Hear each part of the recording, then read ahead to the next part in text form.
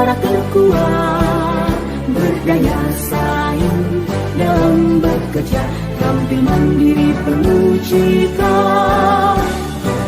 Kita generasi bangsa, potensi yang unggul merata, berwawasan tinggi, berbudi mulia, giat belajar selalu berusaha. SMK bisa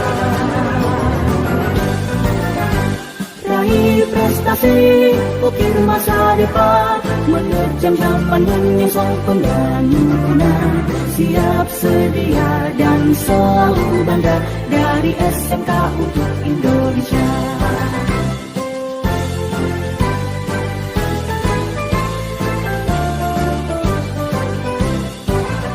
SMK bisa, SMK hebat, bermutu dan berkarakter kuat, berdaya saing dalam bekerja, tampil mandiri penuh cita.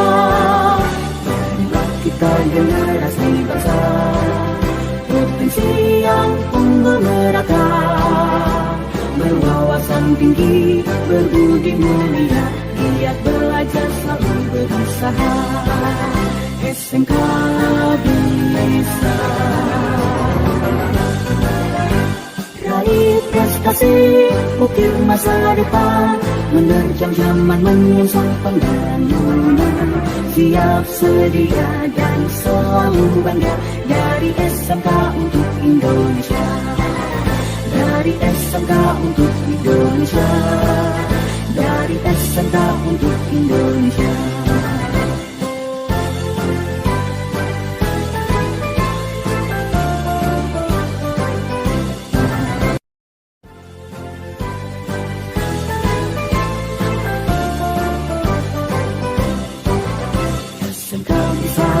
SMK hebat, bermutu dan berkarakter kuat, berdaya saing dalam bekerja, tampil mandiri penuh cita.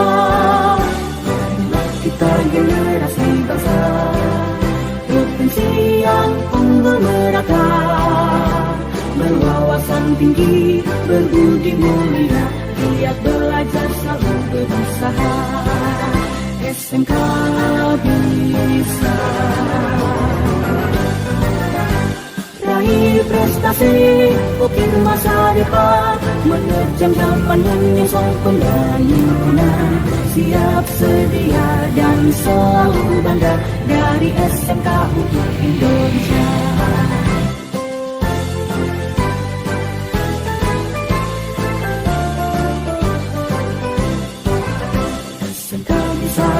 SMK hebat, bermutu dan berkarakter kuat, berdaya saing dalam bekerja, tampil mandiri penuh cita.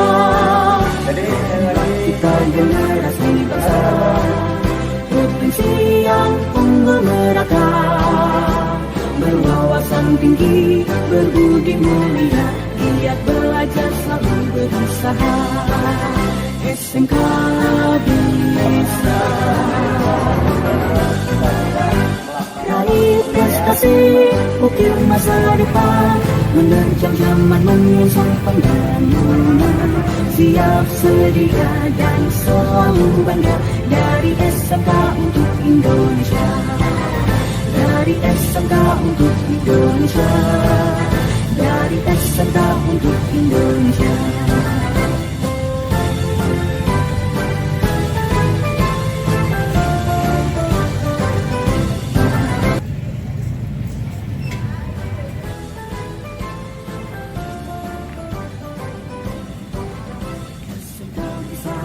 SMK hebat, bermutu dan berkarakter kuat, berdaya saing dalam bekerja, tampil mandiri penuh cita.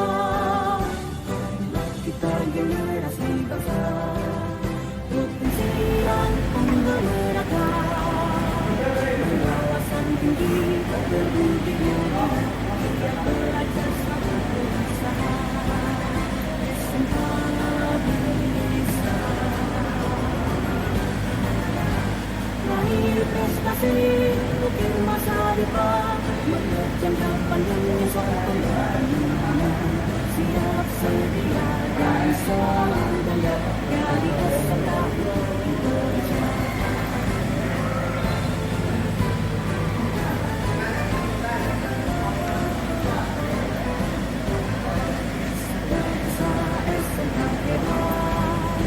Tentu dan berkarakter kuat, berjaya saing dan bekerja dengan diri penuh cita. Kita generasi bangsa, provinsi yang menggerakkan, berwawasan tinggi, berbudi mulia, belajar selalu bersama. SMK Indonesia. Mari prestasi, ukir masa depan, menerjang harapan yang depan. Siap sedia dan selalu banyak dari peserta Indonesia. Dari peserta untuk Indonesia. Peserta untuk Indonesia.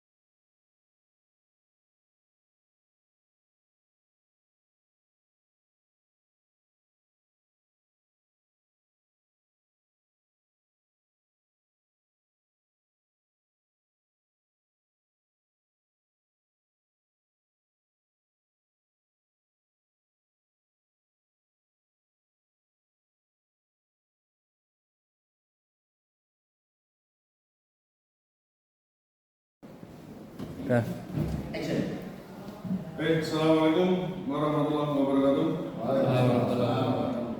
Yang kami hormati Bapak Ibu yang sudah hadir dan berkenan hadir untuk diseminasi budaya positif yang merupakan tugas dari Diklat CGP. Dan Bapak Ibu, alhamdulillah hari ini juga kita bisa melaksanakan diseminasi karena beberapa waktu dengan adanya kesibukan. Untuk susunan acara, langsung saja nanti ada pemaparan, kemudian saya kasih waktu untuk tanya jawab, kemudian yang terakhir penutup.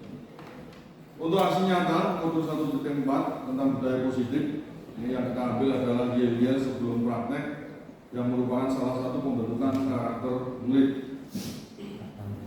Kemudian konten dalam materi budaya positif yang pertama adalah pendidikan menurut Gajah Dewantara, kemudian ada disiplin positif, kemudian yang ketiga motivasi perilaku manusia, kebutuhan dasar manusia, kemudian posisi kontrol, restitusi, keyakinan kelas, dan segitiga restitusi. Paradigma pembelajaran Ki Hajar Dewantara bahwa pembelajaran bukan proses memanusiakan manusia, sehingga harus memerdekakan manusia dan segala aspek kehidupan baik secara fisik, mental, jasmani, dan rohani. Kemudian Ki Hajar Dewantara juga menyatakan bahwa syarat utama untuk mencapai kemerdekaan atau dalam konteks pendidikan kita saat ini adalah disiplin yang kuat. Disiplin yang dimaksud adalah disiplin dari diri yang memiliki motivasi internal, sehingga di sini adalah disiplin dari internal motivation dari diri kita. Dan jika kita tidak memiliki motivasi internal, kita bisa memerlukan pihak lain untuk mendisiplinkan kita. Kemudian, salah satu unsur utama dari budaya positif adalah disiplin positif sebagai salah satu wadah menciptakan budaya positif yang berhubungan erat tercapainya tujuan pendidikan sesuai dengan filosofi Ki Hajar Dewantara, di mana dalam tujuan pendidikan adalah untuk memajukan kesempurnaan hidup, yaitu kehidupan anak yang selaras dengan alam dan masyarakatnya atau sesuai dengan kodrat alam dan kodrat zaman. Kemudian paradigma yang mengembalikan semangat guru sebagai fasilitator, sebagai pamong atau sebagai penuntun dalam proses pendidikan belajar siswa yang berorientasi pada penguatan kompetensi siswa dan pengembangan karakter siswa sesuai dengan dimensi profil pelajar Pancasila, yaitu berakhlak mulia, kemudian berkebinekaan global, mandiri, bergotong royong, kemudian bernalar kritis dan kreatif. Itu dimensi profil pelajar Pancasila. Yang kedua yaitu tentang budaya positif. Budaya positif adalah keyakinan-keyakinan dan kebiasaan-kebiasaan yang berpihak pada murid. Nah, di dalam hal ini kebiasaan-kebiasaan ini dapat dikembangkan menjadi pribadi yang kritis, penuh hormat, dan bertanggung jawab. Ini kebiasaan-kebiasaan yang diharapkan. Kemudian dengan budaya positif merupakan salah satu langkah menimbulkan kembali disiplin positif dengan membuat keyakinan kelas, karena kita di sekolah, sehingga kalau sebagai guru lewat keyakinan kelas, kalau itu keyakinan satu sekolah berarti keyakinan sekolah. Keyakinan kelas dipilih karena setiap tindakan atau perilaku yang kita lakukan di dalam kelas dapat menentukan terciptanya sebuah lingkungan yang positif. Kemudian perilaku pada kelas menjadi sebuah kebiasaan atau pembiasaan sehingga membentuk sebuah budaya positif di kelas. Kemudian manfaat pembelajaran yang diarahkan untuk mendorong peserta didik ini nanti dalam menyusun atau membuat keyakinan kelas itu adalah mencari tahu, bukan diberitahu. Sehingga anak di sini mulai bernalar kritis, berpikir kritis, bagaimana melakukan idenya, bagaimana dia mengimplementasi keinginannya untuk menjadi sebuah budaya yang positif. Kemudian yang kedua, mengembangkan kemampuan siswa dalam hal merumuskan masalah, bukan hanya menyelesaikan atau malah menjawab masalah. Karena selama ini murid kita itu sebagai penjawab masalah, sehingga dengan adanya budaya positif ini harapannya siswa itu juga merumuskan yang nantinya akan menjadi sebuah kesepakatan di kelas. Kemudian yang fungsi yang ketiga, membina siswa berpikir kritis bukan mekanis, bukan hanya pelaksana tinggal jalan, bukan, tapi mulai berpikir bagaimana menganalisa, bagaimana berpikir lebih jauh, entah itu tentang manfaatnya, entah itu tentang tujuannya, maka siswa dikatakan sudah berpikir kritis. Kemudian yang keempat, mengembangkan siswa dalam berkomunikasi dan berkolaborasi dalam berbagai permasalahan kontekstual yang dihadapi. Sehingga di sini harapannya siswa tidak hanya mengeluarkan ide, cuma juga mampu berkomunikasi, mampu berkolaborasi dengan teman sekelas, mungkin dengan dibantu dengan wali kelas untuk membuat suatu budaya yang positif di kelas. Kemudian untuk konten yang berikutnya yang ketiga, motivasi perilaku manusia.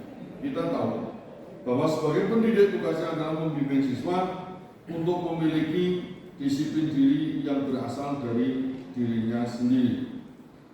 Siswa dalam melakukan disiplin positif tidak lepas dari motivasi yang ingin dicapai oleh siswa itu sendiri, yaitu atau kita sering dinamakan motivasi perilaku manusia. Menurut Dian Gosen, 3 alasan motivasi perilaku manusia, yaitu yang pertama, untuk menghindari ketidaknyamanan atau hukuman. Ini merupakan hasil didikan dari zaman dulu. Bahkan mungkin ketika zaman mulai dari zaman kerajaan, inilah yang diajarkan kita. Kita melakukan sesuatu karena ada takut akan hukuman. Bahkan ketika di kehidupan masyarakat sosial, contoh naik motor, kita naik motor mendidik, dapat didikan dari dulu karena takut adanya polisi, takut ditilang. Bahkan sampai untuk ibadah pun kita istilahnya kontrol kita itu pasti adanya arahnya ke hukuman. Jangan-jangan nanti misalkan ini Pak Anjar di rumah pulangnya kok terlalu malam dapat hukuman, dia akhirnya akan pulang ngasih. Ini akan muncul. Kemudian ketidaknyamanan. Misalkan ketika seorang guru kalau berangkat terlambat, wah nggak enak kalau dapat teguran dari kepala sekolah, nggak enak sama dengan teman-teman. Ini ada ketidaknyamanan. Kemudian yang berikutnya, untuk mendapatkan imbalan atau penghargaan dari orang lain. Ini motivasi biasanya ini muncul pada anak-anak ketika lomba ingin mendapatkan hadiah. Kalau kita melakukan hal yang baik, usia guru untuk mendapatkan imbalan atau penghargaan ini sudah tidak zamannya lagi. Kemudian untuk anak-anak biasanya masih senang kalau kamu lebih gaji dengan temannya, kamu paling pintar dibanding yang lain, atau mungkin kamu kemarin nilai matematikanya paling bagus. Nah ini masih berlaku untuk anak-anak kita. Kemudian yang ketiga, untuk menjadi orang yang mereka inginkan dan menghargai diri sendiri dengan nilai-nilai yang mereka percaya. Berarti ini motivasi internal sudah ada. Dan kelihatan untuk poin yang nomor 3, disiplin positif yang ditanamkan pada murid-murid, yaitu untuk menjadi orang yang mereka inginkan dan menghargai diri sendiri dengan nilai-nilai yang mereka percaya. Karena dengan memiliki motivasi tersebut, mereka telah memiliki motivasi intrinsik yang berdampak panjang dan motivasi yang tidak akan terpengaruh pada adanya hukuman atau hadiah. Ini berarti yang ketiga. Ini yang harus kita tanamkan pada anak-anak, karena akan menghasilkan sebuah motivasi internal. Ini yang akan berakibat jangka panjang dan melekat sehingga akan menjadi karakter bagi anak-anak kita. Kemudian murid juga akan berperilaku baik dan berlandaskan nilai-nilai kebajikan karena mereka ingin menjadi orang yang menjunjung nilai-nilai yang mereka hargai. Inilah manfaatnya nanti ketika motivasi kita tanamkan ke anak-anak sehingga menjadi motivasi intrinsik. Kemudian kebutuhan dasar manusia, yang keempat, bahwa kebutuhan dasar manusia merupakan hal yang harus terlebih dahulu terpenuhi agar manusia dapat bertahan hidup atau melanjutkan kehidupannya. Kebutuhan dasar manusia ada 5, diantaranya kebutuhan bertahan hidup, kemudian kebutuhan akan cinta dan kasih sayang, kebutuhan penguasaan, kebutuhan kebebasan, dan kebutuhan akan kesenangan. Kelima kebutuhan ini, kalau kita lihat di anak-anak kita, beberapa pengalaman atau beberapa kasus di sekolah atau mungkin di kelas kita, ada beberapa anak yang bilangnya kebutuhan akan cinta dan kasih sayang dari orang tua. Akibatnya apa? Ketika kebutuhan cinta dan kasih sayang ini berkurang, bahkan hampir tidak ada, istilahnya kalau pengukuran kurang dari 50%, maka dapat berakibat pada satu, kebutuhan pengakuan, penguasaan. Siapa anak yang hilangnya pengakuan dari orang tua karena mungkin cinta dan kasih sayangnya kurang, maka anak ini akan mencari pengakuan di lingkungan yang lain. Ini perlu pengawasan dan penurunan. Sehingga dalam hal ini cinta dan kasih sayang anak harus ditingkatkan, karena ini merupakan modal untuk dalam pemenuhan kebutuhan dasar manusia. Kemudian dalam kebebasan, jika kebutuhan cinta dan kasih sayangnya berkurang, maka kebebasan pilihan anak akan tidak terarah. Semau gue, artinya bebas sebebas-bebasnya. Bahkan zaman sekarang istilahnya ada kelompok-kelompok tertentu yang mencari kebebasan tersendiri tanpa memperhatikan norma yang ada. Kemudian akibat pada kesenangan, ini karena adanya cinta dan kasih sayang. Kesenangan anak juga akan beda. Kalau di rumah penuh dengan cinta dan kasih sayang, maka kesenangannya akan lebih terarah. Disalurkan melalui hobi, disalurkan melalui bakat minat, dan bahkan menjadi dikembangkan nanti bisa menjadi sebuah profesi. Ini dalam kebutuhan dasar, pemenuhan kebutuhan dasar manusia. Kemudian posisi kontrol, ini yang kelima. Posisi kontrol, guru dan orang tua mempunyai visi sama dalam menuntut anak, yaitu mencapai tujuan yang diharapkan, yaitu membawa keselamatan dan kebahagiaan. Nah, dalam posisi ini sebenarnya kita, seorang guru dan orang tua, punya tujuan sama, yaitu membawa keselamatan dan kebahagiaan. Namun kita ketahui, dalam perjalanan mengarungi kehidupan di rumah dan di sekolah, ada beberapa ketidakcocokan antara harapan orang tua dan harapan guru dengan perilaku yang ditunjukkan anak dan yang dibuktikan dengan adanya pelanggaran keyakinan bersama yang telah dibuat sebelumnya. Ini sebenarnya gambaran bahwa kita di sekolah sudah punya aturan, punya kesepakatan, kemudian anak ternyata masih ada sebuah pelanggaran. Ini sehingga ini yang menjadi istilahnya ketidakcocokan orang tua dan guru. Dan ketidakcocokan ini bukan berarti langsung istilahnya merusak semua apa yang sudah jadi kesepakatan. Cuma di sini nanti akan berperan sebagai fungsi kontrol guru di sekolah. Kemudian posisi kontrol yang bisa kita terapkan seorang guru yang pertama adalah penghukum. Ini kita sebagai guru kalau zaman kelahiran mungkin tahun kurang dari 2000, bahkan hampir sebelum COVID, kita rasakan rata-rata adalah penghukum. Anak terlambat kita hukum, harapannya jeda, bahasanya kapok. Cuma ternyata ini penghukum hanya berlaku sesaat. Sekarang hukum siap, suruh pusat siap, besok kenapa siap, apa dihukum. Akhirnya terus-terus jadi pembiasaan. Kalau telat pasti pusat, kalau telat pasti keliling lapangan, atau logisnya kalau telat dihukum untuk sholat duha, pasti sambungannya ada dan lain-lain, ini lama. Ini pas kalau jangka pendek. Ini penghukum, dan ini rata-rata berlaku kelihatannya sebelum COVID sampai zaman dulu penghukum yang paling banyak berperan. Kemudian membuat rasa bersalah. Nah ini perlu adanya kemampuan seorang guru bagaimana menundukkan siswa, bagaimana bisa menggiring siswa, mengarahkan siswa bisa muncul rasa bersalah, kesadaran akan bersalah. Cuma kalau tidak hati-hati dalam membuat rasa bersalah, ini kadang-kadang akan mundur, terutama dengan kita. Kalau kita tidak kuatkan dengan metode yang lain. Kemudian dengan model atau posisi kontrol sebagai teman.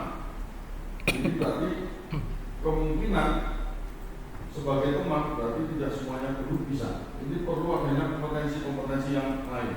Kedekatan dengan siswa, kesabaran seorang guru. Ini posisi kontrol sebagai teman.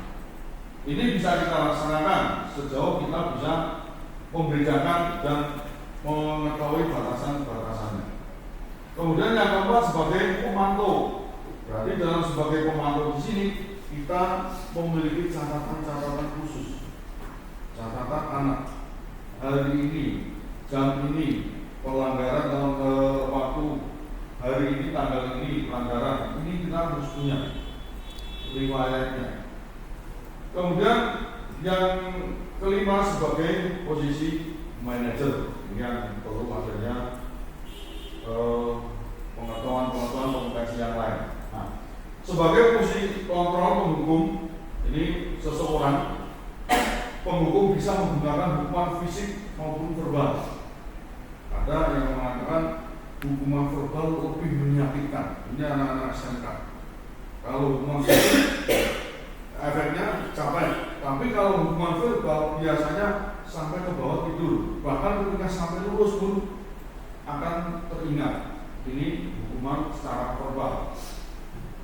Nah, orang-orang yang menjalankan posisi penghukum sengaja menggunakan sekolah memerlukan sistem atau alat yang dapat lebih menekan murid-muridnya lebih dalam lagi. Jadi di sini fungsi aturan penghukumnya harus lebih kuat. Ini dalam posisi penghukum. Kemudian posisi pembuat merasa bersalah. Pada posisi ini biasanya guru atau orang tua akan bersuara untuk istilahnya lebih bahasa caranya nyelondoi karena mengambil hati. Pembuat merasa bersalah akan menggunakan keheningan yang membuat orang lain merasa tidak nyaman, bersalah atau rendah diri. Ini efek. Kemudian di posisi ini murid akan memiliki penilaian diri yang buruk tentang diri mereka. Murid merasa tidak berharga dan telah mengecewakan orang-orang yang disayangnya. Ini efek-efeknya. Cuma kalau murid di sini sudah punya rasa istilahnya rasa bersalah, mengakui apa yang telah dilakukan, sehingga rasa ini mungkin juga tidak akan muncul karena kesadaran akan kesalahan. Yang berikutnya posisi teman. Pada posisi ini guru tidak akan menyakiti murid, namun akan tetap berupaya mengontrol murid melalui pendekatan persuasif. Nah, ini pendekatan seorang guru dengan murid.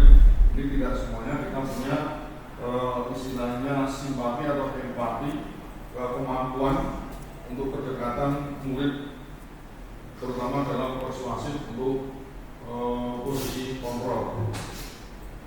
Posisi teman pada guru bisa berdampak negatif dan berdampak positif. Berdampak positif di sini berupa hubungan baik yang terjalin antara guru dan murid, dan itu sebatas antara murid dan guru, pengajar dan siswa. Ini jika tidak lebih dari itu. Kemudian dampak negatif dari posisi kontrol teman adalah bila suatu saat guru tersebut tidak membangun, maka murid akan kecewa dan mungkin berkata, saya pikir Bapak adalah teman saya. Ini harapan anak terus, karena selalu merasa diperhatikan. Ketika kita cuek, ketika suatu saat kita tidak memperlakukan seperti biasa, ini yang baik, murid akan kecewa. Istilahnya ya kecewa, patah hati. Nah, istilah kasar itu patah hati. Sehingga dalam posisi ini kita harus memahami batasan-batasannya dan meyakinkan ke siswa kita sebagai teman tetap koridornya adalah murid dan guru, sehingga seorang murid tidak akan lebih namanya fungsi kontrol sebagai teman. Hal lain yang timbul adalah murid hanya akan bertindak untuk guru tertentu dan tidak untuk guru lain. Berarti hanya guru yang biasa berkomunikasi dengan murid, tidak semuanya guru. Nah ini juga hal yang berbahaya. Berarti ketika akan menghadapi masalah, dia lagi akan mencari guru tersebut. Ini ketergantungannya sangat tinggi. Kemudian posisi pemantau. Memantau berarti mengawasi. Pada saat kita mengawasi perilaku orang-orang yang kita awasi, posisi pemantau berdasarkan pada peraturan dan konsekuensi. Seorang pemantau sangat mengandalkan perhitungan, catatan, dan data untuk dapat digunakan sebagai bukti atas perilaku seseorang. Sehingga seorang pemantau di sini tidak istilahnya tidak bisa hanya berdasarkan informasi dari A atau apalagi berdasarkan alibi atau berdasarkan perkiraan, tidak bisa. Ini harus betul-betul data yang bicara. Ini dalam posisi pemantau. Ini seperti dalam sidang, bukti lengkap. Kemudian bukti lengkap, hukumnya ada, maka vonis akan muncul. Ini posisi sebagai pemantau. Itu kalau dalam penerapan di hukum. Kemudian posisi manajer. Dalam posisi kontrol manajer yaitu posisi di mana guru berbuat sesuatu bersama dengan murid. Harapannya murid dapat mempertanggungjawabkan perilakunya, dan juga posisi manajer mendukung murid agar dapat menemukan solusi atas permasalahannya sendiri. Murid diajar untuk menganalisis kebutuhannya maupun kebutuhan orang lain, terutama dalam menegakkan budaya positif. Di sini penekanan bukan pada kemampuan membuat konsekuensi, namun dapat berkolaborasi dengan murid bagaimana memperbaiki kesalahan yang ada. Jadi di sini sama-sama berangkat sudah memahami sebuah budaya positif, sebuah keyakinan yang sudah berjalan. Sehingga di sini terjadi kolaborasi, menyadarkan kembali anak, mengingatkan kembali anak dengan cara memancing, kemudian mengembalikan ke anak bagaimana berpikir ulang.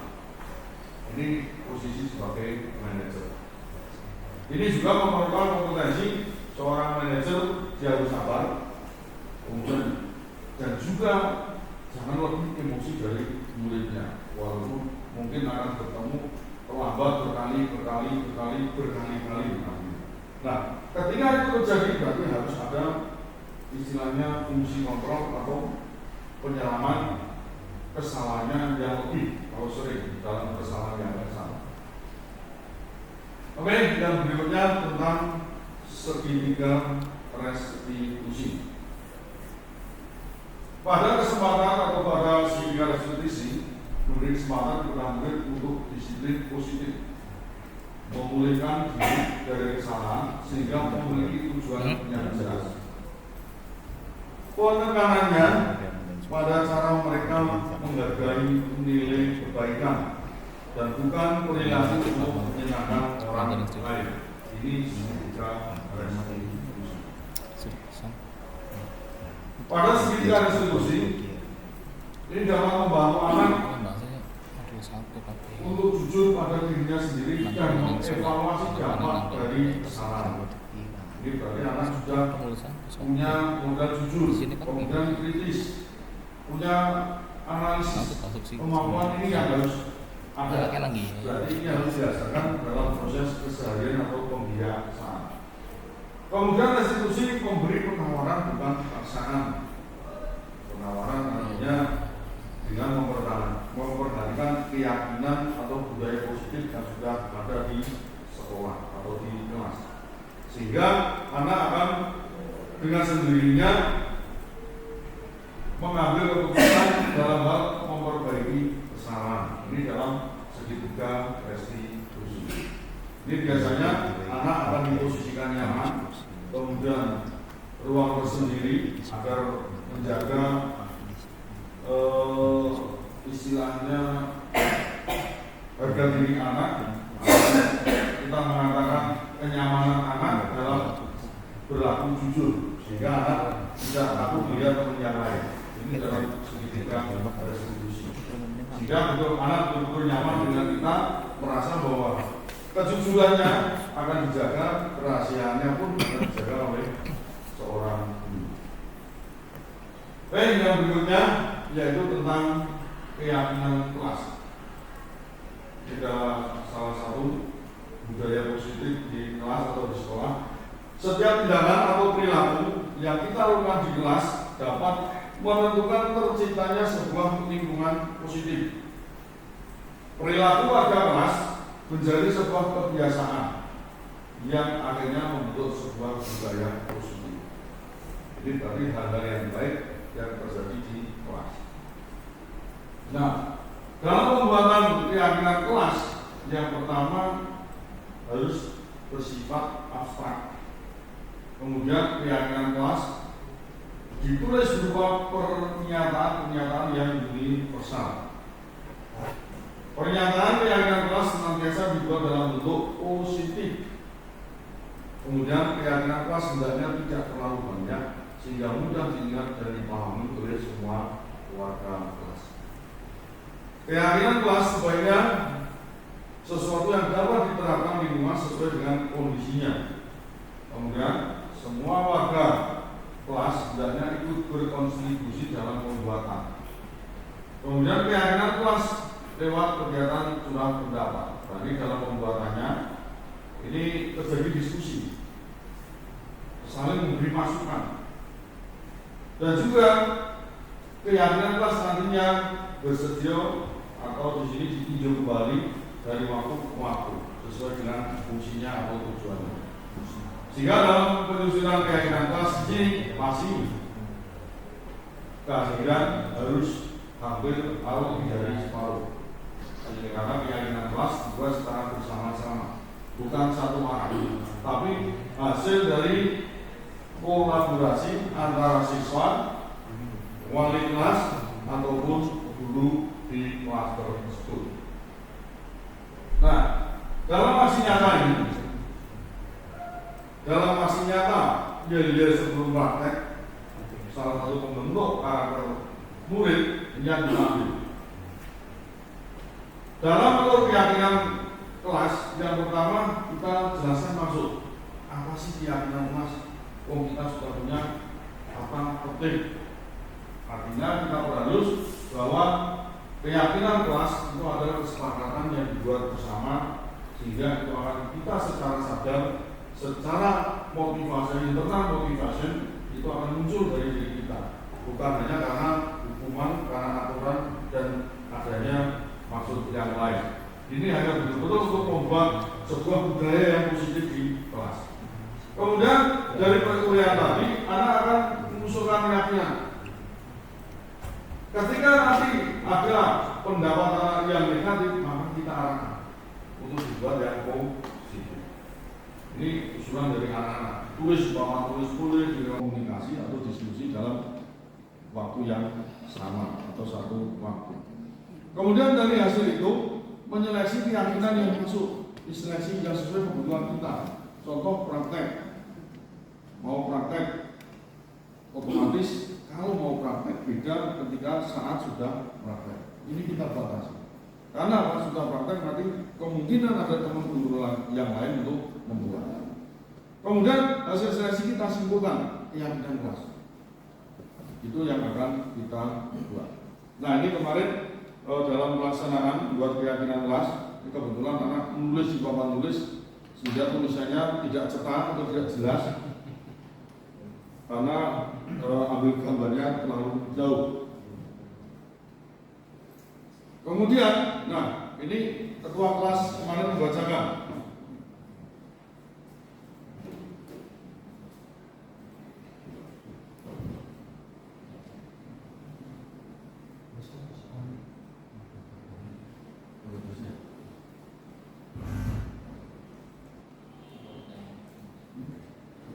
Nah, ini sebenarnya kemarin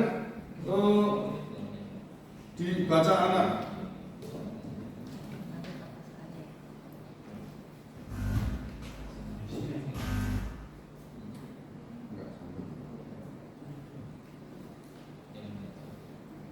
Ya, yang pertama usulan berdoa sebelum praktek, kemudian memakai welpak, sepatu safety, istirahat tepat waktu, kemudian yel-yel, menggunakan alat sesuai fungsinya, mempersiapkan alat sebelum praktek, mengembalikan alat sesuai posisi, kemudian apel, selesai praktek, dan safety komitmen. Ini kemarin usulan dari anak-anak.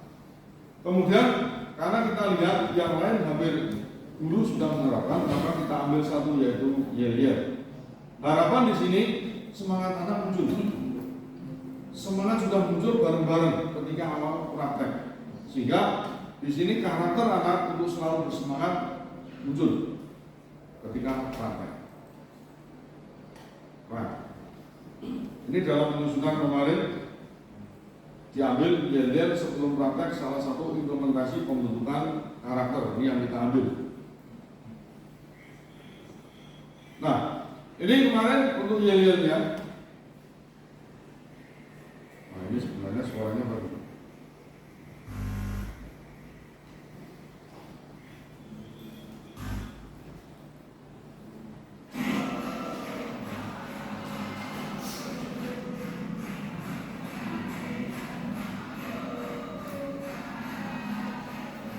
Semuanya, selamat pagi.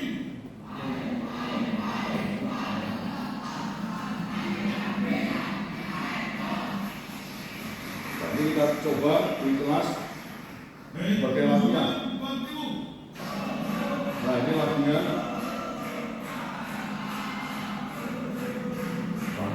Bangkitkan semangatku kepada sekolahmu, demi janji kita orangku, demi tekad kita kepada Tuhan.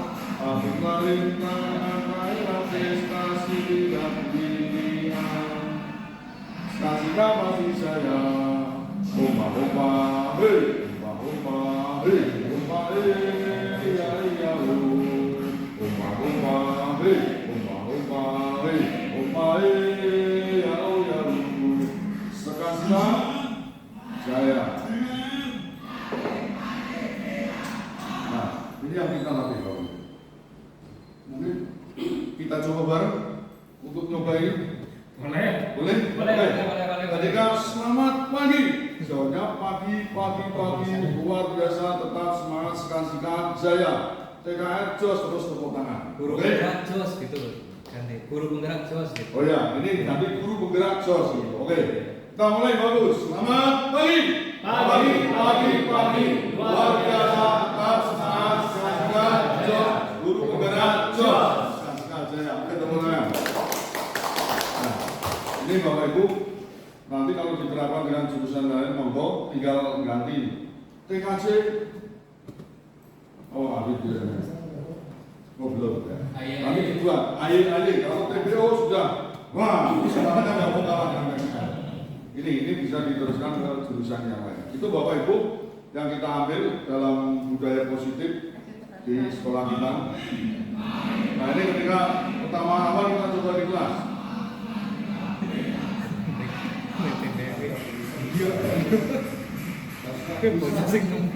Ya, itu Bapak Ibu, sehingga kita buat budaya positif di kelas, murid harus selalu bahagia. Bagaimana murid selalu bahagia? Maka kita rayu anak-anak Bapak Ibu. Jika masih ada senyummu di hatiku, maka aku akan selalu setia dan rindu padamu. Artinya kita berdua ya, artinya murid tetap kita rayu agar selalu bahagia di sekolah. Oke, demikian Bapak Ibu untuk diseminasi budaya positif. Terima kasih dan bisa dipersilakan untuk penanya atau beberapa teman yang memberi masukan dan penguatan. Monggo saya persilakan.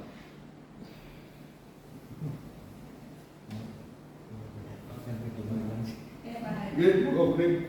Ya, saya tertarik dengan yang yel itu tadi ya. Oke. Berarti untuk kalimat yel itu kan untuk memotivasi diri sendiri dari anak tersebut, biar tumbuh motivasi intrinsik ya. Tadi disampaikan oleh Pak Hadi, motivasi intrinsik tumbuh dari diri sendiri anak tersebut.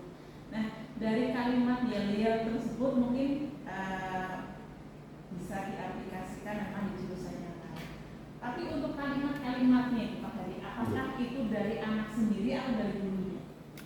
Ini pengalaman yang anak-anak ketika pekan disiplin, kemudian saya tambah pengalaman ketika saya kumpul dengan teman-teman di Kodim Banjar, dan ini kolaborasi. Kalau dari teman anak-anak ketika pekan disiplin ini, kemudian saya tambahkan ini, artinya apa? Kalau ini hanya berlaku saat pekan disiplin, maka sehariannya akan hilang. Nah ini kita kolaborasikan, kita biasakan, jadikan budaya positif ketika mau praktek. Sehingga hasil dari pekan disiplin tetap kita laksanakan. Itu dulu. Sehingga anak-anak semua tambah semangat, istilahnya ada gregetnya. Ini yang muncul ketika sebelum praktek. Itu boleh. Ya, terima kasih Pak. Satu lagi kan. Iya. Ini berarti setelah diimplementasikan, maksudnya gaya tersebut ke anak-anak, berarti perbedaannya anak-anak tadi lebih greget ya, tadi lebih greget untuk mengikuti pembelajaran seperti itu Pak. Apakah ini sudah menjadi yel-yel di seluruh PKN nantinya yang diajar Pak Hadi tentunya mungkin ya, atau satu kelas dengan kelas yang lain beda? Karena di sini kan apa ya, kalimat tersebut kan bisa juga dari anak ya, mereka kan kadang ada anak-anak yang suka dengan kalimat ini ya, suka dengan kalimat ini untuk menumbuhkan jiwa semangat mereka. Selama ini kita di kelas 11, alhamdulillah kemarin kelas 11 sudah semua, karena di kelas 11 saya coba di kelas yang saya ajar, kemudian yang lain teman-teman Pak Ali, Pak Anwar saya ajak mau. Kemudian setiap pagi itu 3 kelas bareng. Akhirnya ini pasti muncul. Yang semula anak-anak mau baris itu telat-telat, tapi setelah nyanyi sambil tepuk tangan, ini anak-anak ternyata ya semangat. Bahkan variasi tepuk tangannya ada yang gonta-ganti sehingga lebih meriah. Itu muncul motivasi anak dan kreativitasnya di sini.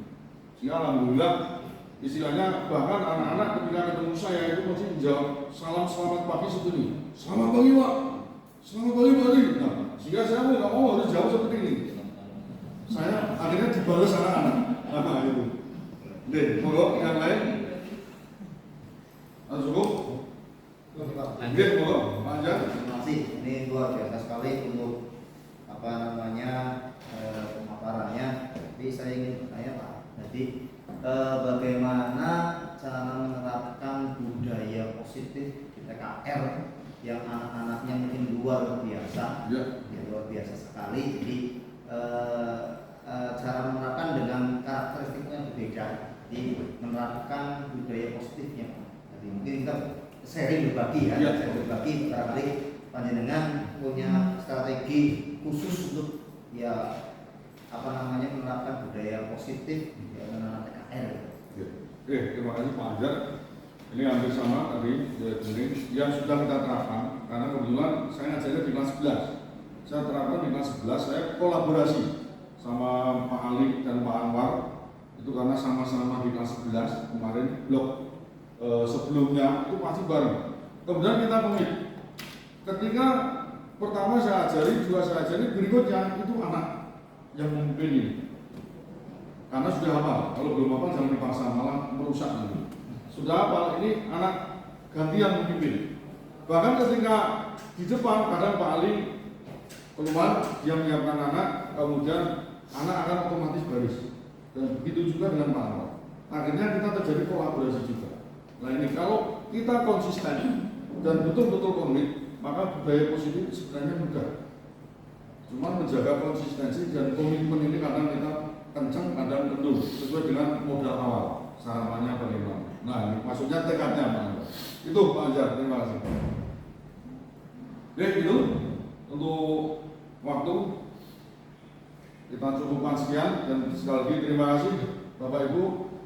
Dari saya mohon maaf jika ada kekurangan. Assalamualaikum.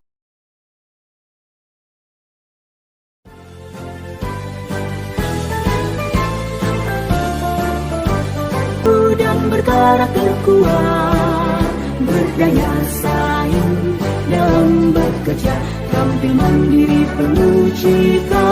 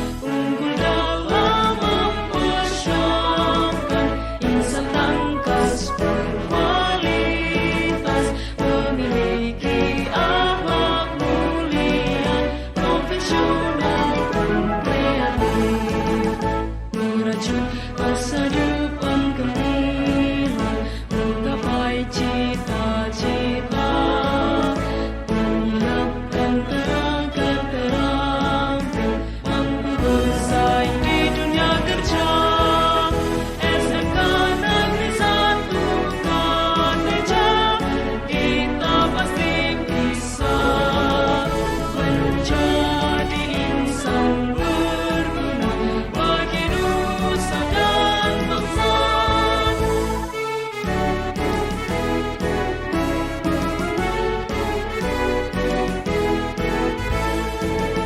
Padamu ku persembahkan putra putri Indonesia di bawah panji pendidikan SMK Negeri 1 Pangkal Meja, unggul dalam mempersiapkan insan tangkas berkualitas, memiliki akhlak mulia, profesional, kreatif, merajut masa depan kalian, menggapai cita-cita, mengharapkan tenaga terang, mampu bersaing di dunia kerja. SMK Negeri 1 Pangkal Meja, kita pasti bisa menjadi insan berguna bagi nusa dan bangsa.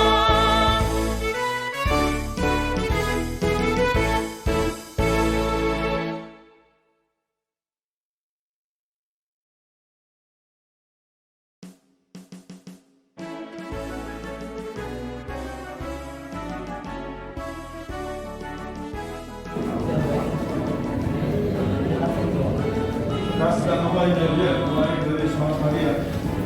Selamat pagi.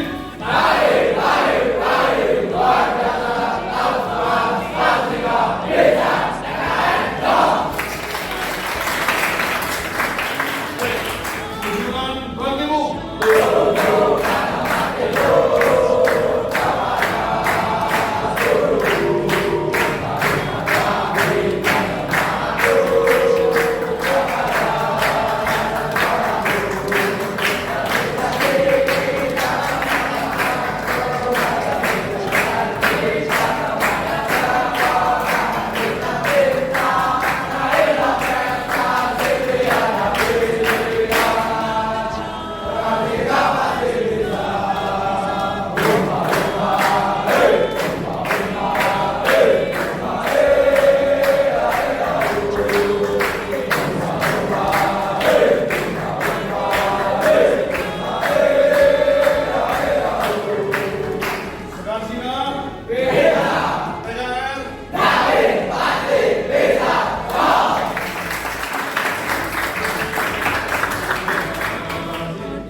Masih berapa menit? Di bawah panji pendidikan SMK. Semuanya selamat pagi.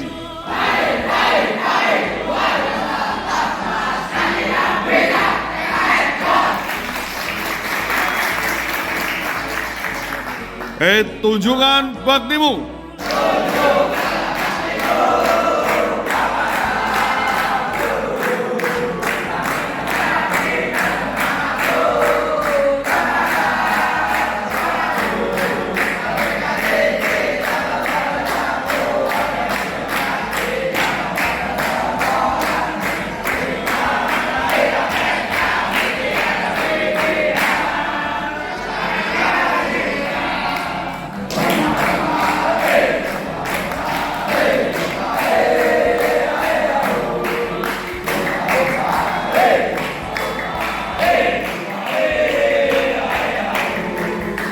Skansika, TKR,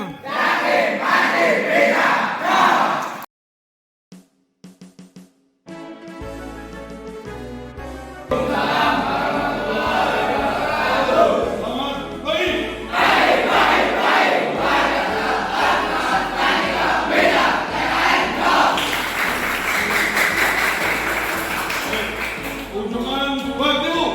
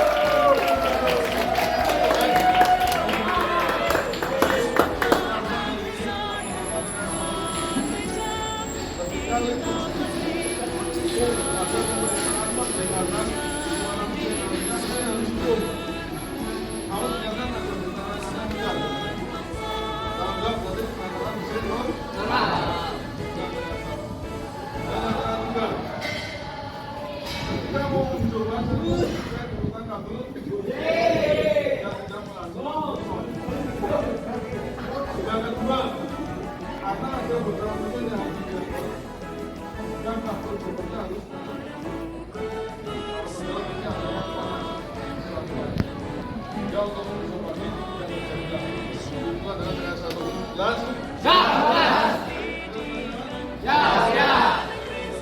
Siap, berat. Langkah gerak, naik.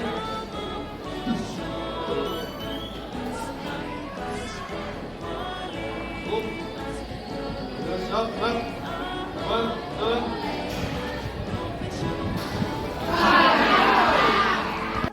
merajut masa depan gemilang menggapai cita-cita. Ketika ada yel-yel, Yakin pasti bisa. oh kata ketika ada yel-yel, Bisa. bisa. Ketika ada yel-yel sebelum praktek, mantap, oke. Satu kata praktek ada yel-yel, masuk sih. Penyemangat. Semangat. Yel sebelum praktek menurut Pak Aziz. Ya, menurut saya itu sangat membangkitkan semangat di awal ya. Ya. Semangat di awal, bagaimana proses pembelajaran itu si murid jadi lebih termotivasi. Harapannya kan seperti itu. Iya. Terus pun ketika perlu di tengah dan di akhir juga. Jadi Oke. untuk berangkatnya sudah semangat, di pertengahan juga semangat, di akhir juga semangat. Iya, oke. Begitu. Terima kasih. Ya. Oke, Buning, yel-yel sebelum praktek, menurut Buning bagaimana? Oke, terima kasih Pak Haji. Menurut saya dengan yel-yel anak-anak sebelum praktek Ya. itu akan menambah semangat. Yel-yel tersebut anak-anak kan sudah siap.